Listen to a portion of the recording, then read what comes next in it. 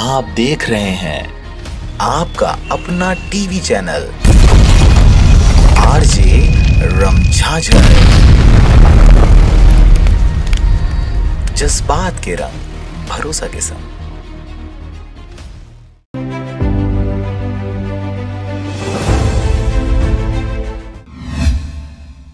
किसान बिल को लेकर इतना विरोध आखिर क्यों?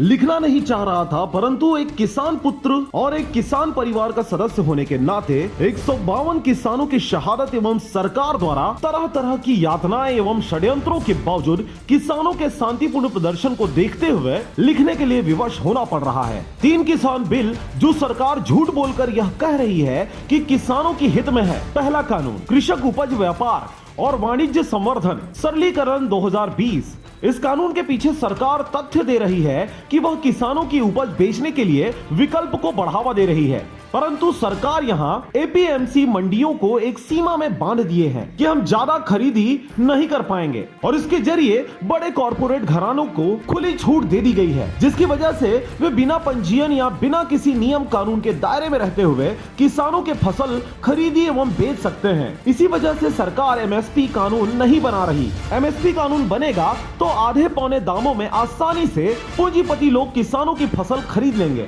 C2+50 के फॉर्मूले के तहत ही किसानों को उनकी फसलों के सही दाम मिल पाएंगे, यह स्वामीनाथन आयोग का भी कहना है। और दूसरा कानून है कृषि कीमत आश्वासन और कृषि सेवा करार विधेयक 2020। इस कानून के तहत सरकार किसानों से कॉन्ट्रैक्ट फार्मिंग करवाना चाहती है और किसान एवं पूंजीपतियों के विवाद की स्थिति में निस्तारीकरण एसडीएम करेगा। किसान न्यायालय नहीं जा सकता, परंतु एक गरीब किसान जो कॉन्ट्रैक्ट तक पढ़ पाने में असमर्थ हैं, उनकी बात एसडीएम सुनेगा या फिर कॉर्पोरेट घराने के पूंजीपतियों की बात सुनेगा और किसान एक बंधुआ मजदूर बनकर ही रह जाएगा। तीसरा कानून आवश्यक वस्तु संशोधन 2020। इस कानून के तहत सरकार ने असीमित भंडारण की खुली छूट दे दी है। इस कानून से सामान्य किसानों को फायदा नहीं होगा, क्योंकि गरीब किसान जो खाद बीज के लिए कर्ज लेता है वह भंडारण कैसे कर पाएगा।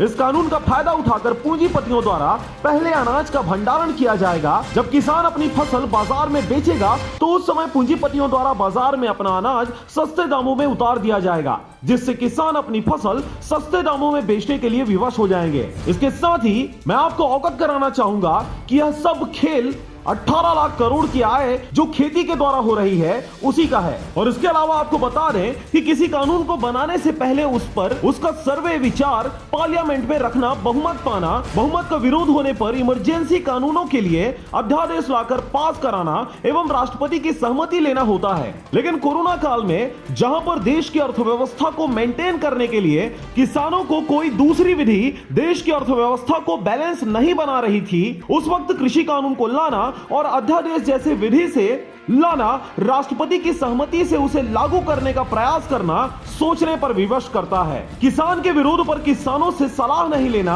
आम जनमानस को इसके फायदे नहीं बताना ताकि आम जन सरकार की बनाई इस कानून की विशेषताओं को समझ सके, यह भी होता हुआ नजर नहीं आ रहा। इससे साफ जाहिर होता है कि जैसे यह पार्लियामेंट में विपक्ष की बिना सहमति के इसे पास किए, वैसे ही आम किसानों की भी विरोध को कुचलते हुए इसे हर राज्य में लागू कराना चाह रही है। किसान निश्चित किसान है, खेतों में जीवन गुजारता है, परंतु अपने फायदे और नुकसान को समझते हुए अपनी जान को ठंडी, गर्मी, बरसात, भूखे, लाठी, देशद्रोह जैसे केसों पर भी ना डरते हुए अपनी पीढ़ियों की भविष्य को देखते हुए पड़े हुए हैं। किसी देश की सरकार की जिम्मेदारी यह होना चाहिए कि देश हित में लेने वाला निर्णय आम जन को समझाया भी जाए एवं तीसरी दिशा में यह भी सोचा जाना चाहिए कि जो सरकार ऐसी ना करती हो उसे सुप्रीम कोर्ट जैसी संस्था मार्गदर्शन करे या बात करे कि वह आम जन को भी थोपे गए कानून को समझाए। Bureau report RJ रमझाझर।